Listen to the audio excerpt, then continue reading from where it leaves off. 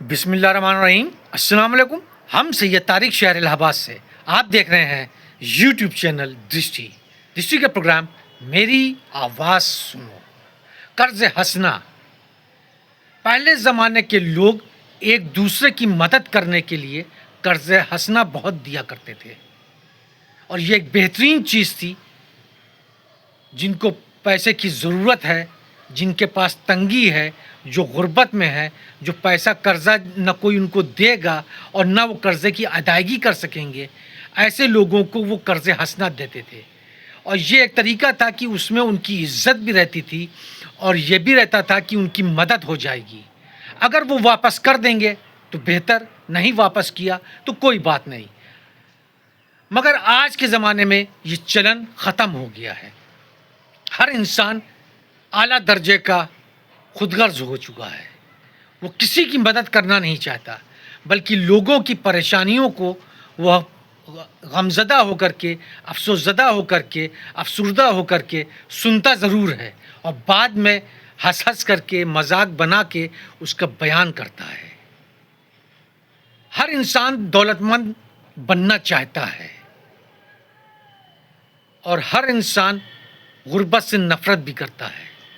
امیری بزدلی لاتی ہے، اور غربت بددلی پیدا کرتی ہے۔ جب انسان کے پاس دولت آ جاتی ہے تو اس کو ابلیس ڈرا دیتا ہے کہ کہیں تم پھر سے دوبارہ غریب نہ ہو جاؤ، اس لیے پیسے کو سنبھال کے رکھو، پیسے کو خوب گنا کرو، پیسے کو جو ہے محفوظ رکھو، کسی کو دو مت۔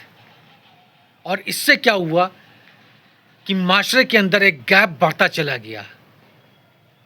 جب قرض ہنسنا دینا بند ہو گیا تو لوگوں کی مدد ہونا بند ہو گئی، اور لوگ تنگی اور بے حالی میں، پریشانی میں اور مبتلا ہو گئے۔ تکلیفیں، پریشانیاں، یہ تمام چیزیں اللہ کی نعمت ہیں، اور اس کو خوشی خوشی ایکسیپٹ کرنا اور اس کو برداشت کرنا، اس پہ صبر عطا کرنا، یہ سنت رسول بھی ہے۔ ہم مسلمانوں کو صرف ایک چیز دکھتی ہے کہ رسول اللہ صلی اللہ علیہ وسلم کس چیز سے خوش ہوتے ہیں۔ وہ کون سی چیزیں ہیں جو رسول اللہ صلی اللہ علیہ وسلم کی سنتیں ہیں۔ سنتوں کو ہم لوگ جاننا ضرور پسند کرتے ہیں، مگر ہم ان چیزوں کو نظر انداز کر دیتے ہیں جو رسول اللہ صلی اللہ علیہ وسلم کی جلال سے جڑی ہوئی ہیں۔ وہ کون سی باتیں تھیں، وہ کون سی چیزیں تھیں جن سے رسول اللہ صلی اللہ علیہ وسلم کو جلال آ جاتا تھا، اور اس کیفیت میں رسول اللہ صلی اللہ علیہ وسلم کس طریقے سے مخاطب ہوتے تھے اور کیا تاکید کرتے تھے لوگوں کو، یہ بھی جاننا ہم مسلمانوں کے لیے ضروری ہے۔ سنتوں میں جلال بھی ہے، تو رسول اللہ صلی اللہ علیہ وسلم کس چیز سے جلال میں آتے تھے یہ بھی جاننا ضروری ہے۔ لوگوں کی مدد کرنا، خدمت کرنا، یہ ہر مسلمان کے اوپر فرض ہے، مگر یہ چیز ہم لوگ بھول چکے ہیں۔ آج کے وقت اگر آپ کے گھر میں اچھا کھانا بنا ہے، اگر آپ اپنے پڑوسی کو دینے کے لیے لے کے جائیں گے تو پڑوسی آپ کے اوپر شک کرے گا۔ وہ یہ کہے گا کیا ہمیں غریب سمجھا ہے جو کھانا ہمیں ایک خوراک بھیج دیا؟ ایک چیز اس پہ ہو نہ ہو، اس پہ کچھ جادو ٹونا کر کے بھیجا ہے۔ یہ دوسری چیز،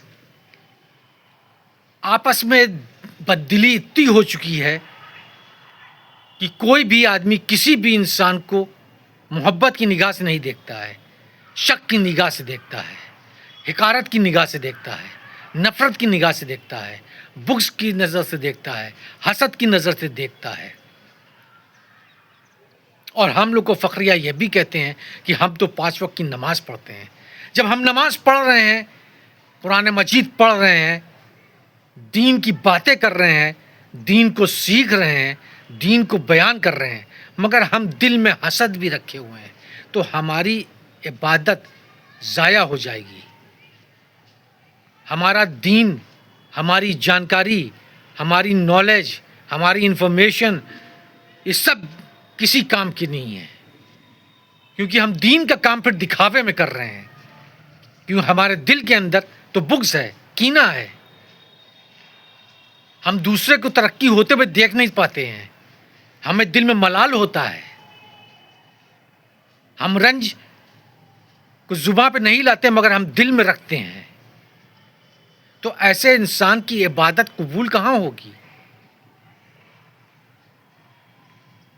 تو مسلمانوں کو جو چیزیں یاد نہیں، خاص طور سے قرض حسنہ کو، اس پہ زیادہ سے زیادہ توجہ دینا ہوگا اور اس کو زیادہ سے زیادہ عمل میں لانا ہوگا۔